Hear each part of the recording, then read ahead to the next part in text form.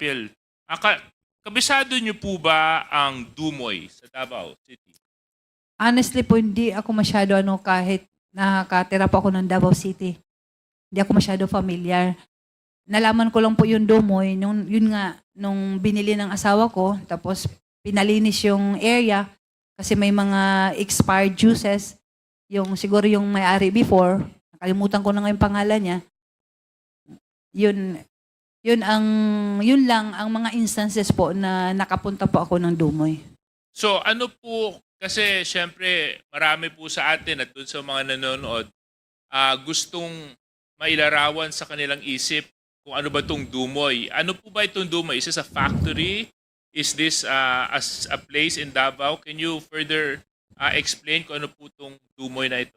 What I know po, Your Honor, it's a place, parang part ng Davao City. Dumoy Torel. Para siguro, hindi ko sure kung barangay ba itong Dumoy o ano. Kasi Dumoy Torel, sa Torel kasi yan, located in Torel, Davao City po. Okay. So base po sa mga statements ni Colonel Asierto at ng PIDEA, nabanggit po nila na may naganap na raid sa Arlene Apartment sa Davao noong 2004. Kasama po ba kayo doon sa mga na-raid? Hindi ko po, i-clear ko lang po, Your Honor, kasi kung raid, wala kasing raid na nangyari sa Arlene Apartment kasi ano lang yun, yung parang in-invite lang po kami. Kasama yung mga kapitbahay namin doon.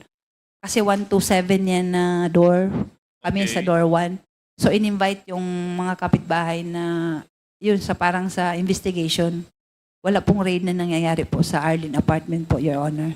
So walang raid na nangyari. Wala po, Your Honor. Kaso lang, kayo po at inyong mga kapitbahay ay nandoon sa Arlene Apartment. Opo, yun ang dinala sa...